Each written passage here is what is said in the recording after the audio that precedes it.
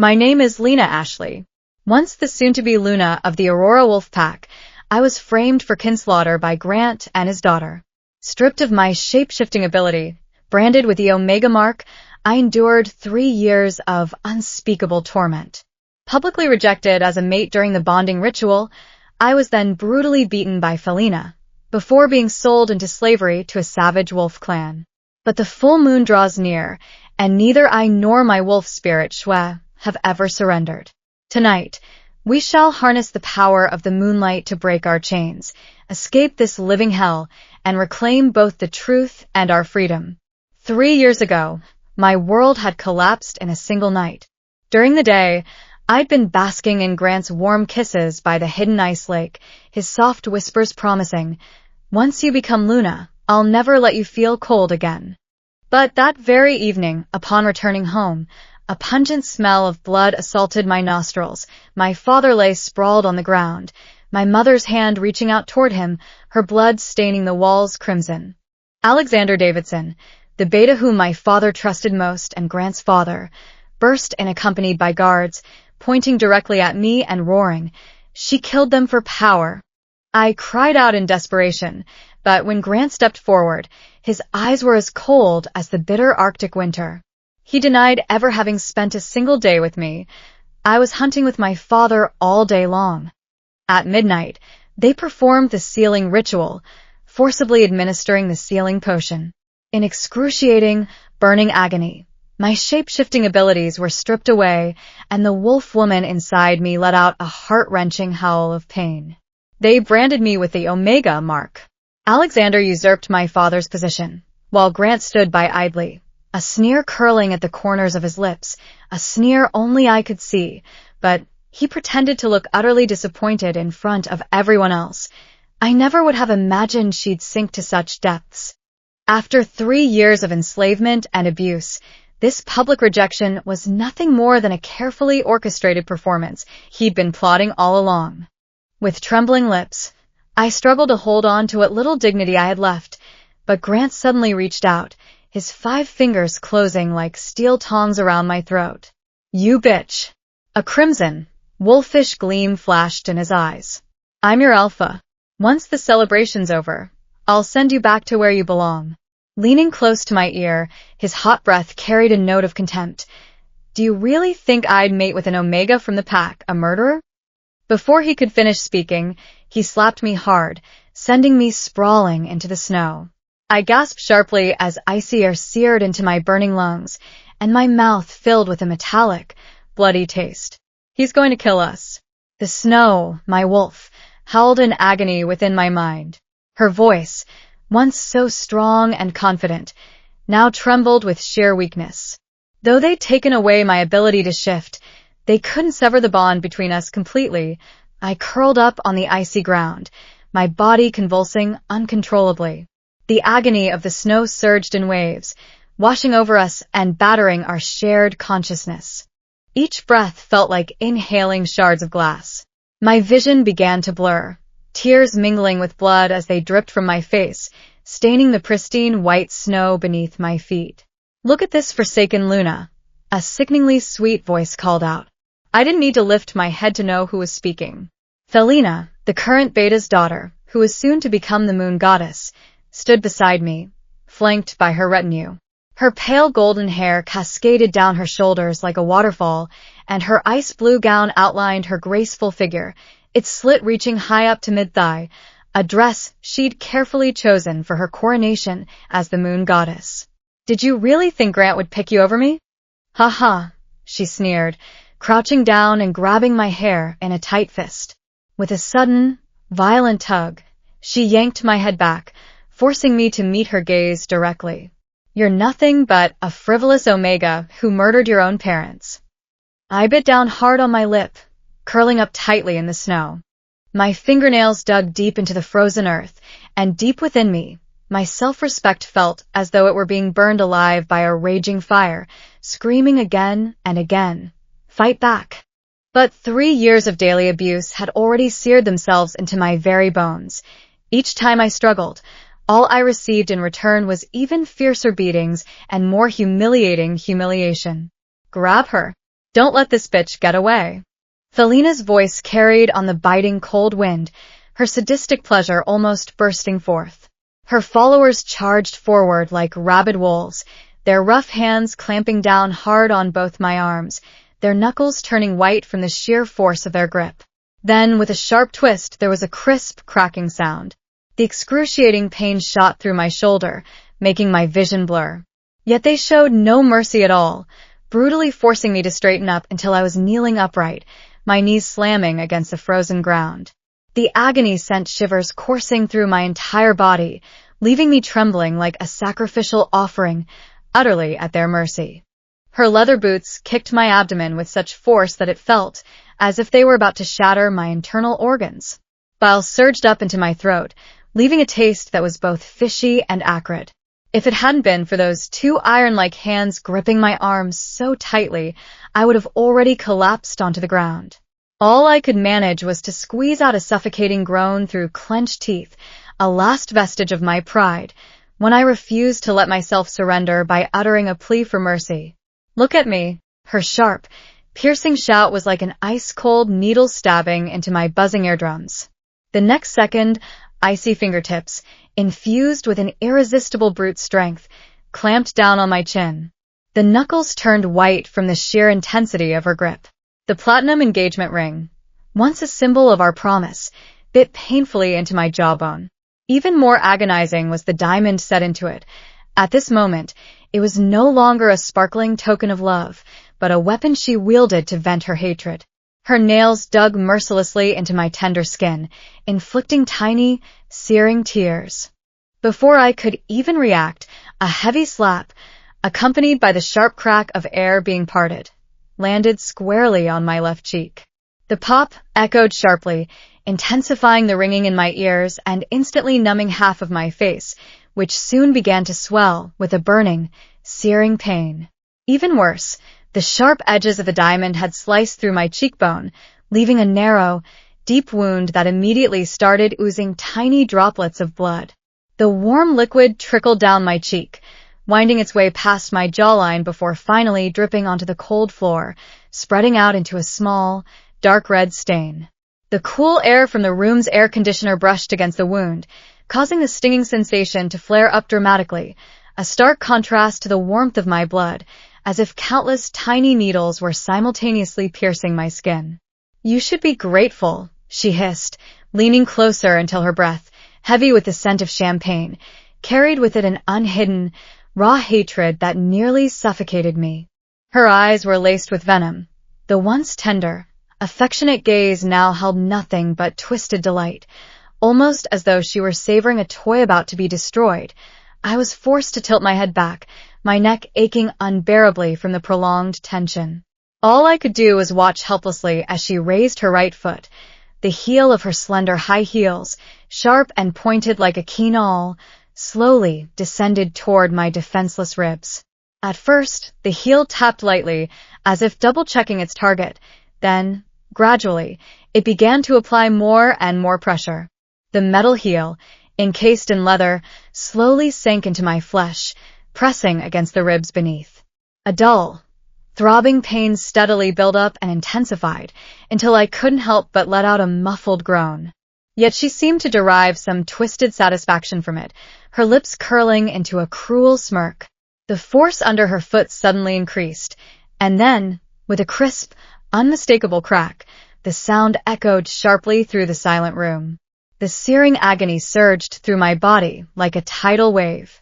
My vision went black, and cold sweat instantly soaked the back of my neck. She didn't stop, not even for a moment. Instead, she twisted her heel, grinding mercilessly over the broken rib. Each rotation brought excruciating, heart-wrenching pain, as if countless tiny knives were being stirred violently inside me. I curled up on the ground, my hands instinctively reaching out to protect the wound, but she stepped on my wrist with such force that I almost doubted my wrist bone wouldn't snap. "Grant could have executed you," she said coldly and calmly, yet her voice was more chilling than any scream ever could be. I opened my mouth, wanting to argue, wanting to shout, but all I could manage was a broken sob. In my mind flashed my parents' gentle smiles, the cozy home we once shared, and the sight of old friends laughing and walking arm in arm. Yet now my parents are dead and brutally murdered.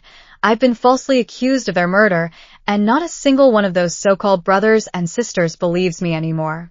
The looks they give me now are filled only with disgust and fear. I've lost everything.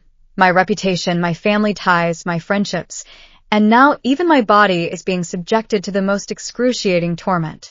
Blood still trickled down my cheeks, dripping onto the floor and mingling with my tears. The sharp pain in my ribs made it almost impossible for me to breathe, yet the despair deep within my heart was even more suffocating than the physical agony.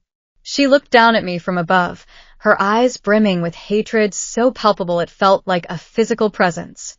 Suddenly, I remembered that her younger sister had been left paralyzed because of an accidental mistake I'd made.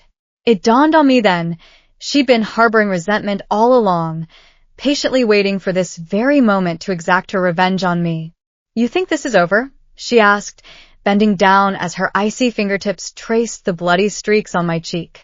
"I'm going to let you live, let you experience despair, bit by bit, and make you pay the most agonizing price for what you call your crime." When I insisted that I was innocent, no one believed me. Not even those friends who'd once stood by me. To this day, I still can't understand why I was framed, nor do I know for certain who really killed my loving parents. "The only thing I'm certain of is that I've lost everything," Felina said, casually examining my blood with a satisfied look, her voice tinged with a hint of contentment. "I think our little murderer has finally learned his lesson for now. Come on, ladies. The real celebration is waiting for us, and I've got a partner to claim, too," she said with a smug smile, as her attendants surrounded her and led the way toward the grand hall. There, music and laughter had already begun, heralding the start of tonight's grand festivities.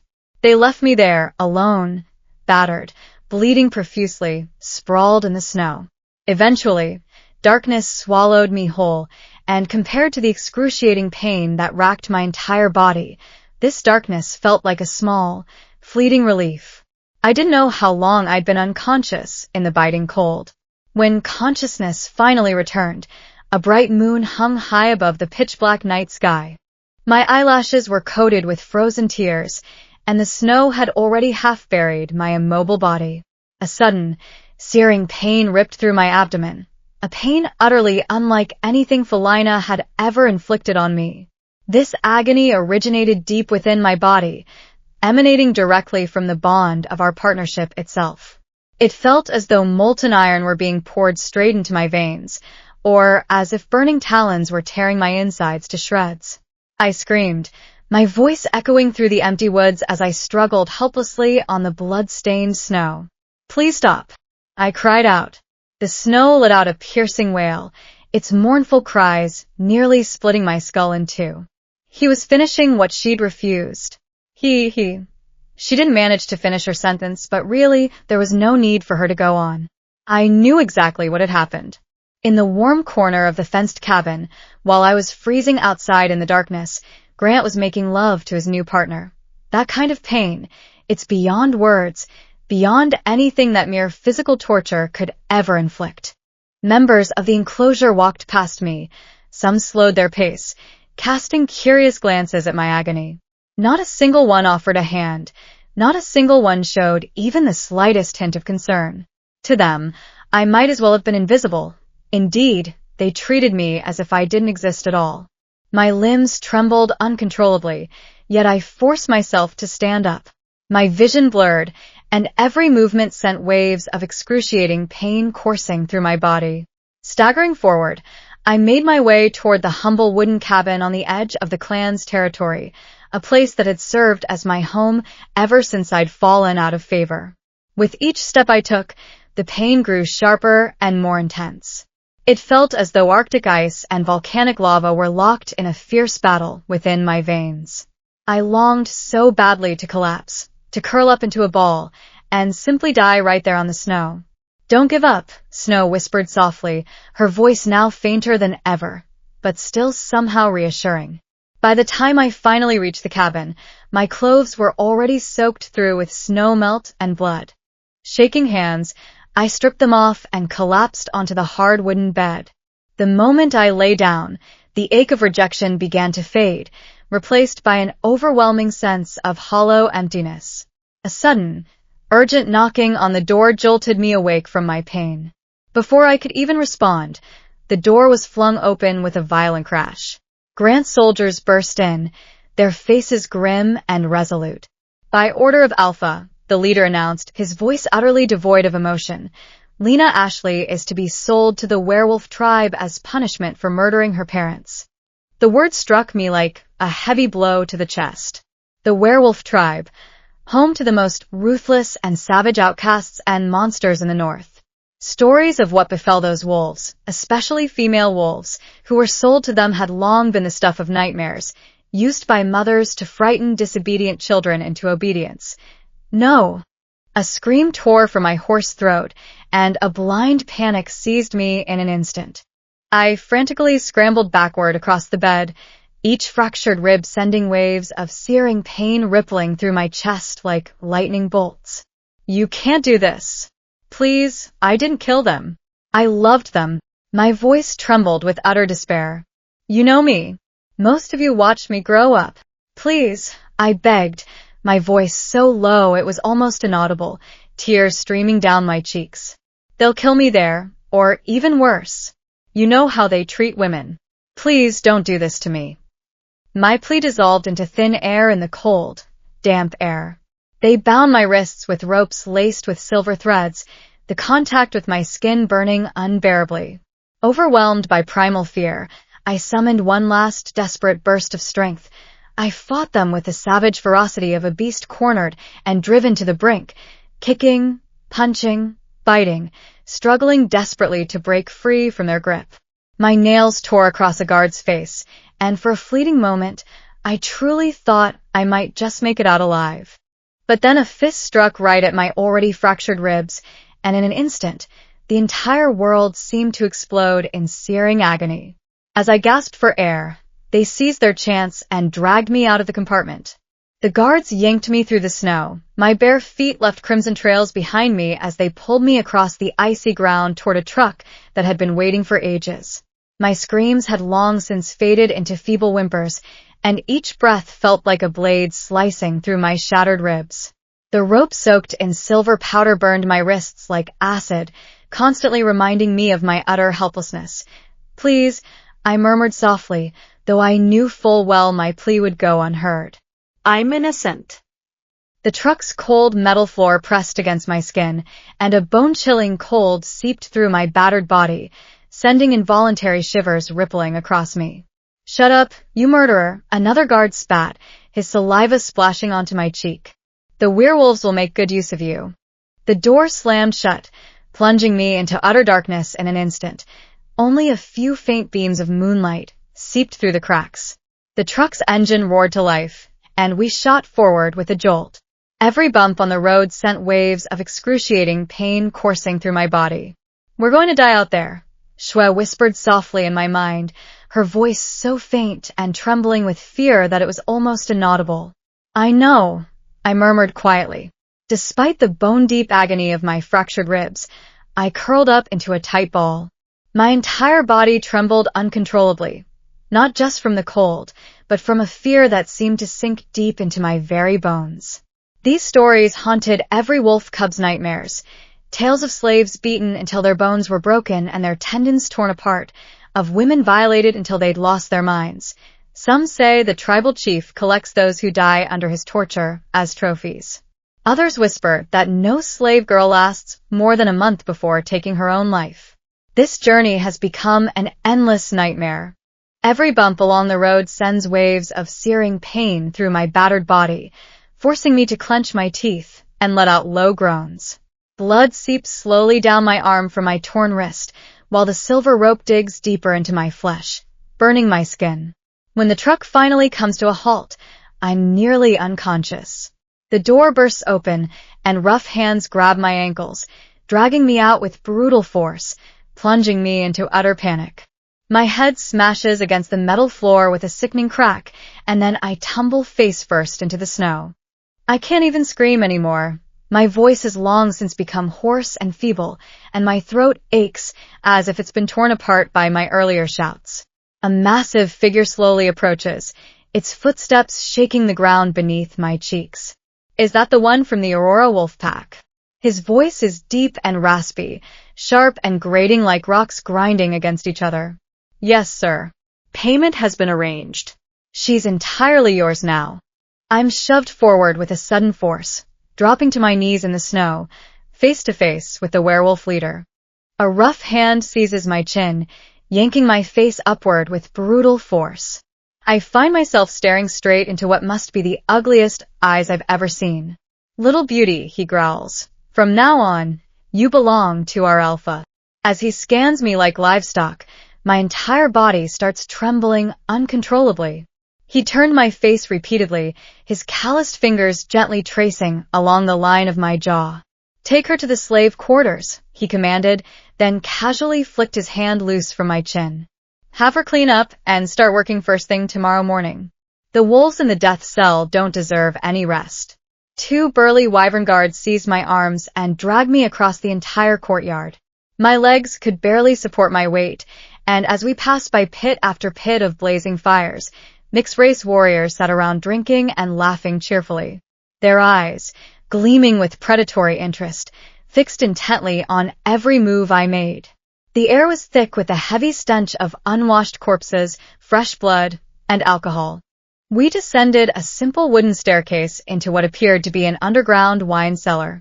As the door creaked open, the foul odor of unwashed bodies and the suffocating aura of despair surged forward like a tidal wave, striking me full in the face.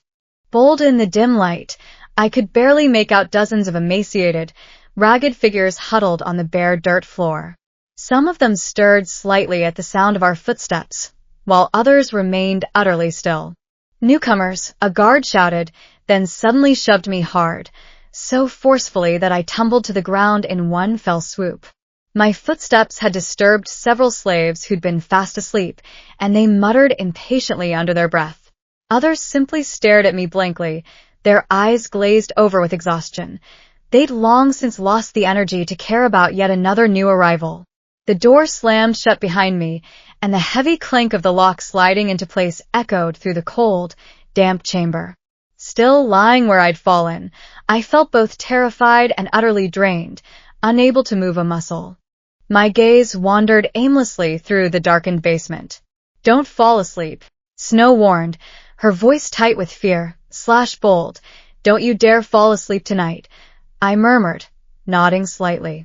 Slowly, I pushed myself up and leaned back against the cold stone wall, sinking into a seat. Every single muscle in my body protested in agony. The fractured ribs sent waves of searing pain rippling through my chest. Yet I forced myself to keep my eyes wide open, staring intently at every movement in the shadows, listening carefully to the heavy breathing all around me and the occasional low groan that drifted through the air. The first faint gray light of dawn filtered in through the high iron-barred window, illuminating the dust motes dancing above my shivering form. My body felt like a frozen sculpture, every muscle taut and rigid, resisting the bone-chilling cold of the cellar floor. When the heavy iron door suddenly swung open with a deafening crash, the sound not only jolted me awake, it shattered completely the fragile numbness I'd painstakingly built up throughout the long night, just to survive. Get up, you beast, hurry up and get to work. A voice barked sharply, its tone as piercing as the screech of a grinding stone. The cellar, the tomb of slumbering slaves, suddenly erupted in a frenzy of frantic panic. I struggled to sit up, my spine cracking like brittle twigs. My legs trembled violently, and I had to press myself tightly against the damp stone wall just to stay on my feet. Fresh blood, a guard shouted, his callous fingers pointing toward a wooden barrel in the corner. Wash away that wild stench. You reek of unruliness from head to toe. I limped toward the barrel, the icy water stinging my ankles. Piled beside it was a heap of coarse, tattered cloth, the slave's uniform. With trembling hands, I wiped my face, and the cold water jolted me awake, banishing the fog of despair that had clouded my mind. The robe I pulled on felt so rough it seemed as though it could strip the hide off a bear, but I welcomed the pain of that abrasive friction. It grounds me. We're herded into the blinding morning light, a cruel sight that feels especially unbearable after such a long stretch of darkness. I stumble, my vision blurring, and the whole world seems to tilt beneath my feet.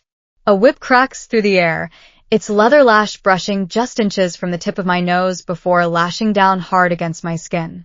Move faster, or I'll flay you alive. The guard snarls menacingly. I'm shoved into a line of slaves, all of us streaming toward a spacious kitchen. With every step I take, my fractured ribs rub against each other, sending a searing, burning pain straight through my chest. I clench my teeth so tightly that I bite through my tongue, blood gushing forth as I force myself to stifle the scream rising in my throat. As we draw nearer to the hearth, hushed whispers begin to creep in, sharp and piercing like knives. Mom, I'm telling you, Cole glanced at me yesterday. Just a fleeting glance, but that's enough. If only I could spend even a moment alone with him. The voice, though young, carried an undertone of ancient, decaying ambition. Don't rush, Bella, the older woman whispered in reply. The alpha doesn't need a companion covered in mud and filth. He needs someone of high standing. But you'll have him eventually. And when you finally get what you desire, we'll be able to leave all this squalor behind and become part of his family. My breath caught in my throat. I stumbled across the threshold, my foot catching on an uneven stone slab. Two pairs of eyes fixed upon me at once.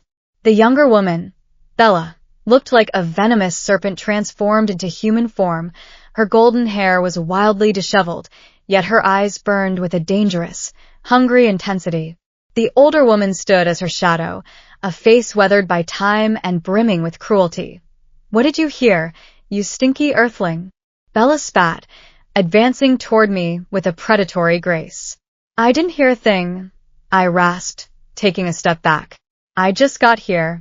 The slap came out of nowhere. Her palm struck my bruised cheek with bone-crushing force, sending up a sickening crack that echoed through the air.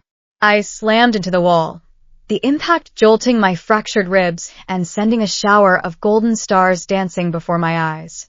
I tasted a metallic, salty flavor on my tongue. Clenching my lips tight until the pain eased slightly, I finally managed to pull myself together. Mom, she sneered, gripping my chin and forcibly turning my face toward the flickering firelight. Look at this. Blonde hair, blue eyes, dirt smudged across her face yet still strikingly beautiful. That's exactly what makes Cole vulnerable. The older woman's eyes narrowed, radiating coldness and calculation. She's nothing but a burden, Bella said, her smile a twisted expression born of pure envy. The good times won't last long. She snatched a heavy iron pot from beside the fireplace, a pot steaming hot, its vapors rising like boiling water. Wash it clean with your bare hands. My stomach lurched. It's boiling. A fist grabbed my hair and yanked my head back with such force that my neck went numb with pain. How dare you question your elders, you blonde bitch? Bella shoved my hands roughly toward the edge of the bowl. I jerked back instinctively, but still wasn't quick enough. Scalding broth splashed onto my exposed skin. I bit down hard on a scream, and blisters sprang up instantly, burning so fiercely that the pain seared right through to my bones. When you're done, she sneered, deliberately sweeping her hand sharply across the counter, sending a heavy flour tumbling off and shattering into tiny fragments at my feet. You'd better scrub the floor real good. Wipe every single inch clean, right down to the last speck of dust. Before she'd even finished speaking, she ran a filthy fingernail lightly across my throat, a gesture that was both tender and laced with mockery. Dawn gradually dissolved into a haze of agonizing pain. My already ravaged hands screamed in protest as they scrubbed against stone and wood. By noon, I'd become a gaunt young girl, hollowed out until all that remained were hunger and searing pain. The hunting party returned. The air was thick with the pungent scent of blood, sweat, and an overpowering aura of dominance. Cole Stone, the alpha. I tried to shrink myself into a tiny, invisible lump, but my stomach betrayed me, letting out a loud, guttural rumble of agony. The air suddenly shifted. A heavy, musky scent hit me full in the face, a primal, terrifying aroma. I stared intently at the grime lodged in the crevices of my nails, but some primal instinct compelled me to lift my head. Our eyes met. It was a fatal mistake. Cole's expression shifted from indifference to seething rage in an instant. He strode across the room in 3 long strides, his massive figure looming over me. His rough fingers clamped down on my chin, forcing my head upward with brutal force. His face seemed masked by a cruel veneer. The smile curling at the corners of his lips revealed teeth stained yellow by decay. Then he slapped me, a sharp, stinging blow that landed squarely on my cheek, sending my head snapping violently to the side. The entire room erupted into a wave of savage laughter. "How dare you look me straight in the eye?" he roared, spittle flying onto my face. "Didn't I teach you what happens when you're insolent, you frivolous little woman?" Tears blurred my vision, and I shook my head frantically. Cole gently, almost sickeningly softly, brushed the hair away from my face, a touch that sent shivers coursing through my entire body. He leaned closer, his warm breath brushing against my skin. "So delicious," he murmured in a low voice, his rough thumb lightly tracing over my trembling lips. His hand tightened in my hair, yanking my head back with a sudden jerk. "Tonight, you're going to learn how to serve me. I'm going to break you completely, until you're screaming my name." His gaze roamed over me, a stare that was even more unbearable than his touch. "Clean yourself up real good. When it's time for me to sleep with you, you'd better be spotless." He licked his lips. "And when I'm done playing with you, my warriors will get their fill too." A roar of cheers erupted from the square. The men cursed loudly, clutching their crotches and making crude, obscene thrusting motions. A cold wave of fear swept over me, immediately followed by an excruciating, searing shame. My breath caught in my throat. A bitter bile rose up, sharp and acidic. Through my tears, I caught sight of Bella in the crowd. Her face seemed to wear a mask of pure, unadulterated hatred, twisted into something demonic by a fierce, burning jealousy. When they finally left, their laughter echoed around me, piercingly loud like the tolling of a funeral bell, and I collapsed onto the ground. My body shook uncontrollably. I made a vow to the wolf spirit within me, thinking of Cole's hand resting on me, his weight pressing down, his breath brushing against my neck. I'd rather face 1,000 wolves alone than endure that fate. "Just hold on for a few more hours," I whispered softly in the darkness. "When the moon rises, we'll run." The sound of snow was so soft in my mind that it was almost inaudible. "I need you tonight, girl," I sent back through our bond, pouring into this connection every last shred of desperation and hope remaining in my heart. If we want to survive, we've got to fight with everything we've got to break free from this hell. I need you to be strong. "Shwah, we've got to try," I insisted, my inner voice as firm as steel. "The full moon is rising. It'll give us strength. Whether we like it or not, the transformation will happen. We can flee to the mountains and find another wolf pack. Any death would be better than staying here to face whatever fate awaits us." I felt her fear shatter with a thunderous crash, replaced by a fierce, wolf-like determination that warmed my icy blood. Hope, fragile and dangerous, flickered weakly within my chest. I turned my head and looked toward the small window, waiting for the silver light.